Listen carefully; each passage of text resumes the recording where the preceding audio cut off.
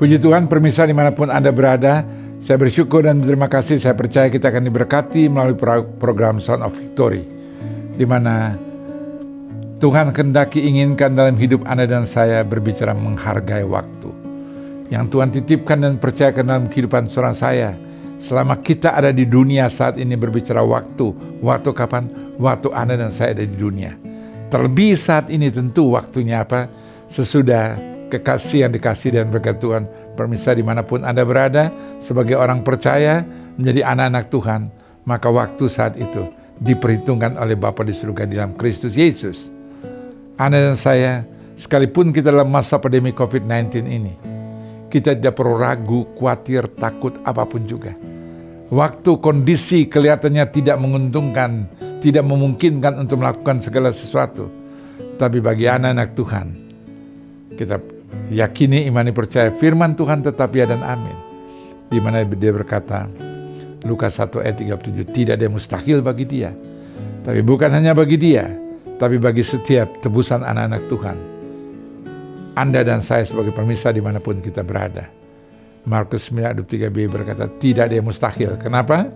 Roma 8 ayat 15 berkata, kita tidak diberikan lagi roh perbudakan, sehingga kita hidup dengan keraguan, kekhawatiran, ketakutan. Dalam waktu masa pandemi COVID-19 seperti saat ini, waktu yang Anda sedang alami saat ini, yang secara manusia tidak menguntungkan. Tapi firman Tuhan dengan tegas berkata, kita tidak lagi menjadi Anda dan saya budak-budak dari si jahat itu. Kita bukan orang-orang yang diperbudak lagi, tapi Anda dan saya, firman Tuhan karena kita tidak hidup dalam ketakutan, tapi sudah dikaruniakan sebagai anak-anak Allah. Yang tentunya dia berikan kuasa, dia berikan otoritas sebagai kekasih anak-anak Tuhan. Kuasa otoritas yang dia berikan untuk Anda dan saya dapat melewati dalam masa pandemi COVID-19. Sebab apapun yang terjadi di kolong langit ini, Mazmur 24 ayat 1, firman Tuhan kata, dia yang menciptakan bumi, langit, dan segala isi yang diam di dalamnya, dan adalah milik Tuhan. Dan para pemirsa, Anda dan saya, yang salah satu saat ini bagian dari milik Tuhan. Bahkan dengan tegas dikatakan dalam Roma 8 ayat 15c, Alkitab berkata, kita telah dikaruniakan sebagai anak-anak Allah yang kita memanggil dia, ya Abah, ya Bapa. Tentunya dalam Kristus Yesus. Sebagai anak-anak Allah diberikan otoritas, sehingga dalam masa pandemi COVID-19, bagi yang lain waktu ini, waktu yang sangat tidak menguntungkan.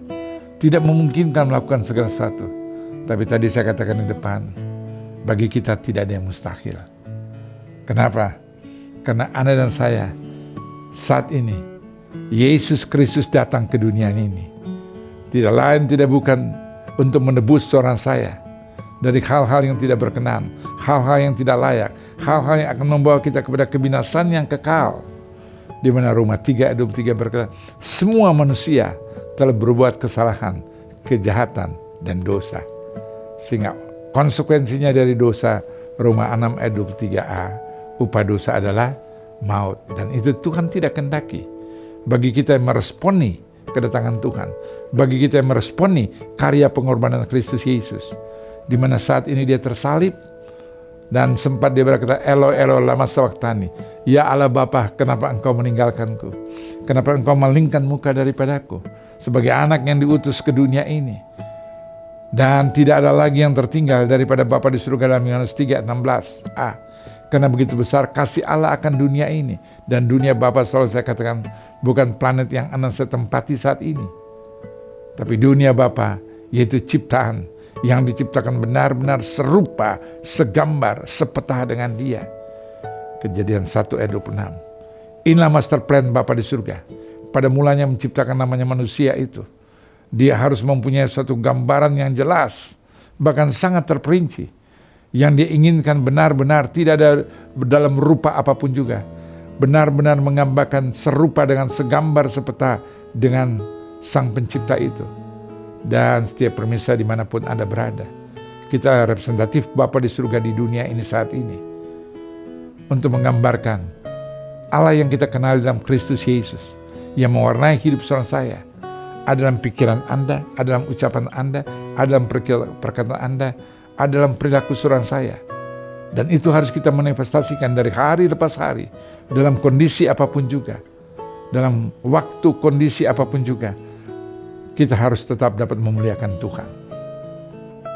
Tidak ada pilihan yang lain, karena Dia telah beri kuasa bagi saudara saya. Dalam keadaan kondisi apapun juga, firman Tuhan katakan Matius 16 ayat 19, Dia berikan kunci kerajaan surga bagi saudara saya. Supaya apa yang Anda ucapkan, perkatakan terikat di dunia, terikat juga di surga. Kenapa? Karena Anda dan saya bukan orang-orang berdosa. Tadi dalam Roma 8 ayat 15, kita bukan budak dari dosa lagi, tapi sudah dikaruniakan sebagai anak-anak Allah. Telah dimerdekakan saudara saya melalui karya Kristus Yesus, melalui Jumat Agung saat ini, yang Dia mau mati bagi saudara saya, di mana firman Tuhan digenapkan Galatia 3 ayat 13. Dia menebus saudara saya dari kutuk hukum Taurat. Dengan cara bagaimana? Dengan cara Dia sendiri menjadi terkutuk oleh karena saudara saya. Sehingga genaplah firman Tuhan katakan dalam 2 Korintus 6 ayat 20, Anda dan saya telah ditebus secara tunai lunas sudah. Dan Dia penebus saudara saya bukan dengan perak dan emas, yang dikatakan dalam 1 Petrus 1 ayat 18a, dari hidup zaman nenek moyang saudara saya, hidup yang sia-sia. Maka 1 Petrus 1 ayat 18b, bukan dengan perak dan emas, tapi jelas firman Tuhan katakan 1 Petrus 1 ayat 19, dengan darah Yesus, darah yang suci, darah anak domba Allah yang tercurah di Golgota, yang saat ini melalui ibadah Jumat Agung Anda dan saya, kematian Kristus Yesus tidak lain, tidak bukan untuk saudara saya. Tidak ada pilihan yang lain. Dia datang tujuan ke dunia ini untuk menyelamatkan saudara saya atas setiap dosa, atas setiap kegagalan, atas setiap kekecewaan, atas setiap hal-hal yang tidak berkenan, tidak layak dalam kehidupan saudara saya. Yesus telah ambil alih semua itu melalui karya salib Kristus. Dia yang tidak pernah berbuat kesalahan, kejahatan, dan dosa apapun juga. Pilatus memeriksa 2 kali, tidak dapat kesalahan satu apapun juga. Dia teringat saat itu ada Herodes, barangkali yang dia tidak ketahui, ada catatan yang dengan sengaja maupun tidak sempat dilakukan, dikerjakan mungkin yang namanya manusia, yaitu Yesus saat itu. Maka dikirimlah Yesus ke Herodes, padahal hubungannya sangat tidak baik pada saat itu. Tapi waktu dikirim, terjadi komunikasi yang baik antara Pilatus dan Herodes, karena Yesus yang menjembatani untuk mencari kesalahan daripadanya. Tapi pun Herodes tidak mendapatkan kesalahan, dikembalikan pada Pilatus. Sampai ketiga kali dia akhirnya tidak mendapatkan. Dan dia masih bertanya, siapakah yang mau dan dia punya hak saat itu, hak prerogatif yang ada dalam kehidupannya. Dia sebagai penguasa saat itu. Pilatus dapat saat itu melepaskan Yesus. Dan dia bertanya kepada para pemirsa dimanapun Anda berada, maukah kita melepaskan dia? Atau si para penjahat itu yang akan disalib bersama Yesus saat itu. Tapi yang Anda dan saya inginkan saat itu bukan si penjahat yang harusnya tersalib, tapi justru saat itu kita berkata, salibkan, salibkan, salibkan. Siapakah? Yesus Kristus itu. Sehingga mau tidak mau, rancangan-rencana Allah saat itu benar-benar tergenapkan. Karena memang dengan sengaja Allah mengutus dia ke dunia untuk para pemirsa saudara saya. Untuk dosa saudara saya dikatakan, dosamu merah seperti kermisi. Yesus putihkan dosaku seperti salju.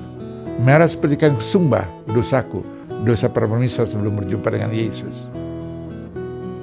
Dia putihkan seperti apa? Bulu domba. Merah seperti kain kermisi, dia putihkan seperti bulu domba. Itulah bagian saudara saya. Tapi Yesus telah ambil alih saat itu, waktu dia tersalib. Dan saat itu, waktu Anda percaya Yesus Kristus menjadi Tuhan dan Juru Selamat, saat ini kita adalah orang-orang yang dibenarkan, orang-orang yang dikuduskan, orang-orang yang dilayakkan. Oleh karena itu, waktu yang Tuhan titipkan saat ini waktu yang diperhitungkan waktu Anda jadikan Dia Yesus Kristus, Tuhan dan Juru Selamat kehidupan saya. Sudahkah Anda bertanggungjawabkan dengan baik? Pengkhotbah 3 ayat 1 berkata, untuk segala sesuatu ada masanya. Untuk apapun di bawah kolong langit ini ada waktunya. Ada masanya saat itu. Anda dan saya sebelum berjumpa dengan Yesus Kristus, kita hidup tidak layak, tidak berkenan, tidak pantas.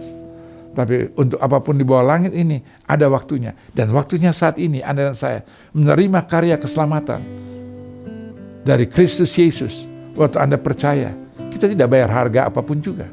Yang bayar yaitu Bapa di dalam Kristus Yesus, anaknya yang diutus, yang tersalib bagi saudara saya.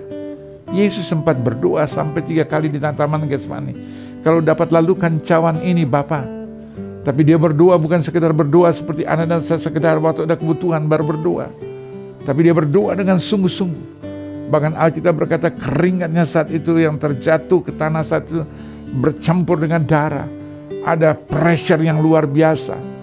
Sempat dalam keadaan yang depresi luar biasa, dalam bergumul dia tahu ada kesengsaraan, ada penderitaan, ada aib, ada hal-hal yang tidak layak, tidak pantas, yang semestinya bukan menjadi bagian daripadanya. Dan itu adalah bagian setiap para pemirsa dimanapun Anda berada. Tapi untuk menyelamatkan saudara saya tidak ada pilihan yang lain. Bapak harus korbankan anaknya yang tunggal, yaitu Yesus Kristus.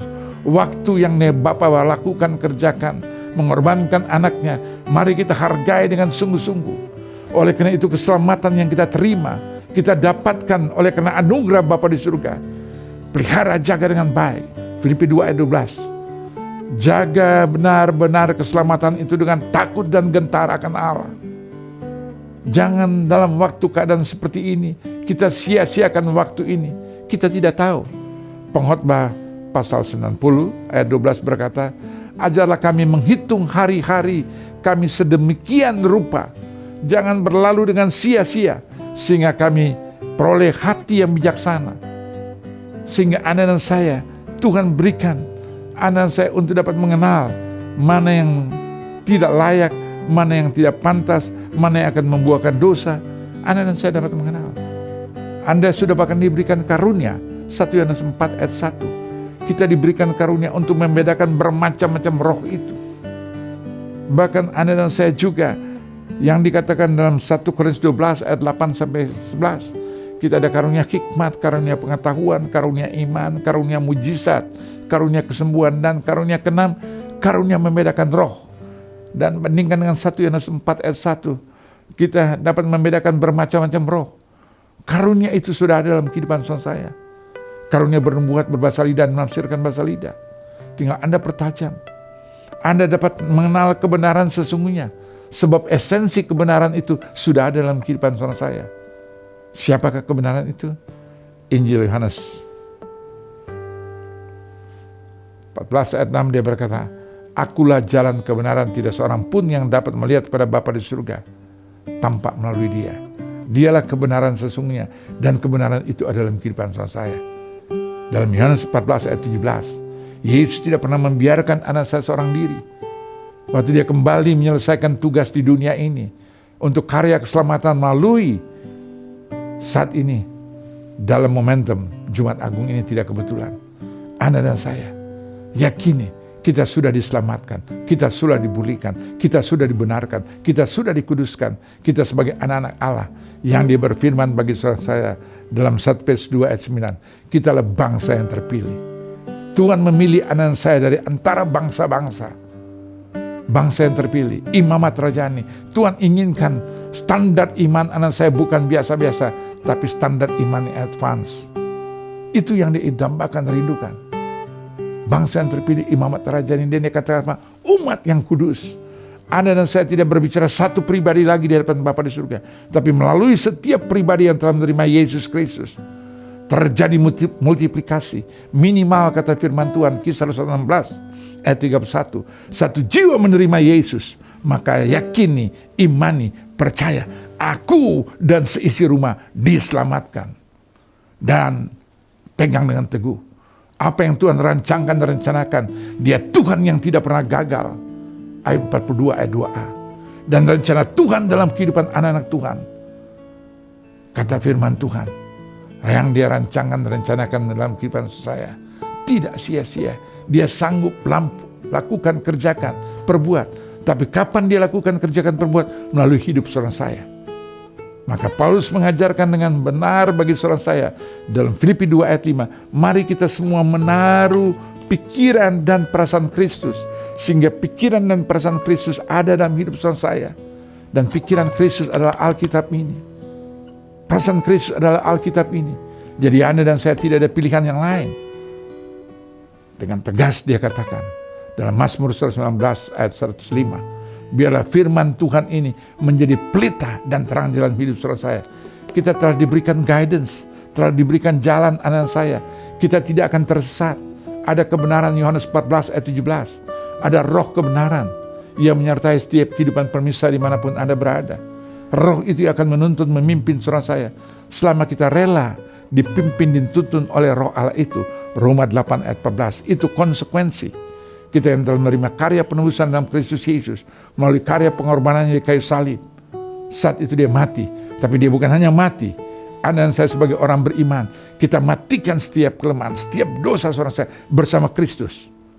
Dan Anda dengan iman, saya telah matikan dosa kenajisan, dosa dusta, dosa perokok, dosa mabuk, dosa terikat dengan hal-hal yang tidak berkenan, tidak layak, dosa kebencian, dendam, iri hati, segala yang tidak berkenan yang digambarkan dalam kehidupan saya dalam Galatia pasal 5 ayat 19 sampai 21. 14 kriteria dosa ada di situ.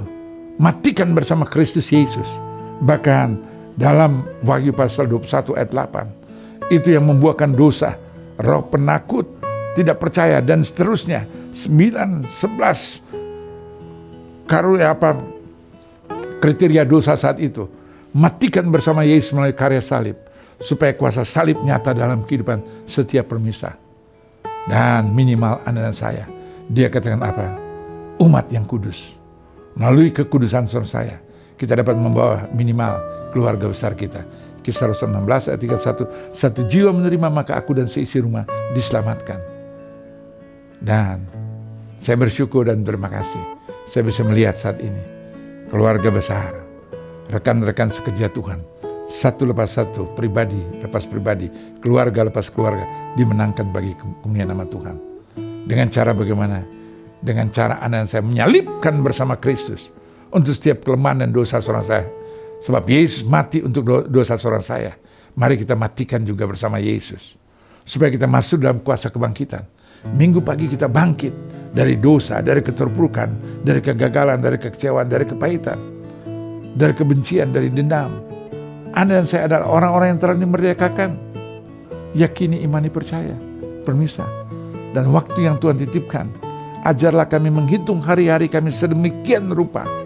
Jangan asal begitu saja, hingga kami memperoleh hati yang bijaksana, sehingga dalam menjalankan kehidupan ini ada hikmat marifat surgawi, hati yang penuh bijaksana. Tuhan telah berikan dalam hidup saya. Anda dapat menimbang-nimbang. Alkitab berkata Matius 5 ayat 37, kita dapat berkata ya di atas ya, tidak di atas tidak. Di luar itu datangnya dari si jahat. Kalau dulu kita tidak pernah mengenal tangan kiri, tangan kanan, dosa itu bahkan suatu kenikmatan, suatu kesenangan, suatu hal-hal yang mungkin Anda dan saya kejar-kejar mencari. Tapi saat ini, Anda dan saya telah bisa membedakan. Karena kita tidak berjalan seorang diri. Kita berjalan bersama dengan Dia. Yohanes 8 ayat 12. Firman Tuhan berkata, Akulah terang dunia. Barang siapa berjalan, saya percaya setiap permisa di mana Anda berjalan bersama dengan Yesus. Kita tidak berjalan dalam dunia yang gelap, tapi kita berjalan dalam terang Kristus. Soal waktu, kita tahu bagaimana orang Jepang ini bagian dari attitude mereka, ya, bukan sekedar tradisi, tapi ini sudah mewarnai dari kecil mereka telah terbiasa, ya. Ini bagian dalam perjalanan kehidupan mereka. Jepang adalah negara yang sangat memperhatikan ketepatan waktu. Ada sebuah skandal yang sempat terjadi di pemerintahan Jepang. Bukan skandal itu berbicara karena korupsi, bukan berbicara karena seks, atau mungkin melakukan hal-hal ucapan perkataan yang tidak layak, tidak berkenan kepada pemerintah, kepada siapapun juga. Tapi kelihatannya sangat sederhana. Tapi Anda lihat apa? Skandal ini, dia hanya terlambat 3 menit dalam saat itu sedang adakan rapat. Dia sebagai menteri saat itu dalam sebuah rapat, yaitu dalam Olimpiade saat itu yang mereka persiapkan dengan baik. Terlambat 3 menit. Dan saat itu dia sangat menyesal. Begitu sampai dia berdiri dengan setengah badan menjongkok, menunduk gitu, dan dia minta maaf. Bukan sekali, berkali-kali dia jongkok, berdiri lagi, jongkok, berdiri lagi, terus minta maaf atas keterlambatan waktu 3 menit. Wow, kalau di sini mungkin sudah hal yang biasa, tapi mari dengan begitu kita melihat, ya, apalagi anak saya sebagai anak-anak Tuhan, harusnya mesti lebih daripada itu.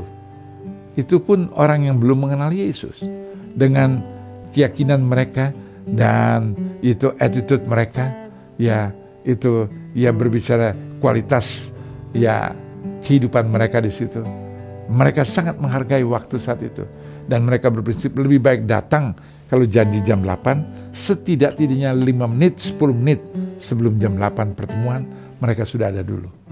Bahkan belum masuk ruangan. Kalau Anda ke sana, ada pertemuan, mereka sudah di luar dulu, pintu masih tertutup, tepat waktu itu terbuka dan mereka masuk. Itu yang sedang berjalan, dan itu terus terjadi dari generasi ke generasi. Itu mereka lakukan. Maka tidak usah heran terjadi begitu sukses yang luar biasa. Menyusul saat ini Korea juga lakukan hal yang sama. Hal-hal waktu itu mereka menghargai dengan sungguh-sungguh. Dan mereka juga bekerja waktu yang ada. Mereka bukan hanya sekedar bekerja yang biasa-biasa. 1 jam yang ada, bukan hanya diselesaikan 1 jam gitu, tapi seoptimal mungkin yang mereka bisa berikan secara output yang terbaik. Waktu yang 1 jam yang mereka bisa berikan, ya bukan karena saya hanya sekedar pegawai, saya kerjakan, ya sudah waktu yang pokoknya waktu jam kerja saya jam 9 sampai jam 5, atau jam 8 sampai jam 5, atau jam berapa, selesai sudah. Mereka selalu beri yang terbaik, lakukan yang terbaik, kerjakan terbaik. Tapi firman Tuhan telah mengajarkan bagi permisa sebagai anak-anak Tuhan, Kolose 3 ayat 23. Apapun yang kita lakukan, apapun yang kita kerjakan, apapun yang kita perbuat, termasuk waktu itu, lakukan semua, tidak ada motivasi yang lain. Lakukan semua itu oleh karena Kristus. Jadi kita harus semestinya lebih daripada itu. Itu yang Tuhan inginkan. Anda dan saya harus lakukan, kerjakan. Ya, bahkan Paulus katakan dalam 1 Korintus 15 ayat 10, aku ada semena aku ada hanya karena kasih karunia. Tapi setiap kasih karunia waktu yang Tuhan berikan, dia berkata 1 Korintus 15 ayat 10b, tapi kasih karunia yang Tuhan berikan, dia tidak sia-siakan. Dia lakukan, kerjakan lebih daripada yang lain. Tapi apapun hasilnya, semua hanya karena kemurahan kasih anugerah berkat Tuhan. Dan itu harus Anda dan saya lakukan sebagai kekasih anak-anak Tuhan. Mari, waktu yang sudah itu kita lakukan, kerjakan dengan terbaik, perbuat dengan terbaik. Tidak ada pilihan yang lain, tidak ada alternatif yang lain. Saat ini, waktu yang Tuhan titipkan, nafas kehidupan saudara saya, jadikan Yesus Kristus Tuhan dan Juru Selamat. Kita bertanya, apa yang sudah dapat kita lakukan dan kerjakan untuk kemuliaan nama Tuhan? Sudahkah Tuhan dipermuliakan melalui hidup saudara saya?